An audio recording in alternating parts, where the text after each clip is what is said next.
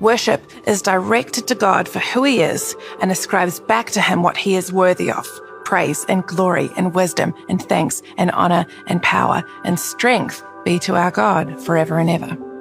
But Revelation doesn't only pastor us on how we should worship today. It prophetically portrays a future vision of worship within the new creation of God, where Eden is restored to humanity, where God dwells with his people forever, where the lights of the sun and moon are replaced by the light of God himself and the lamp of the Lamb of God.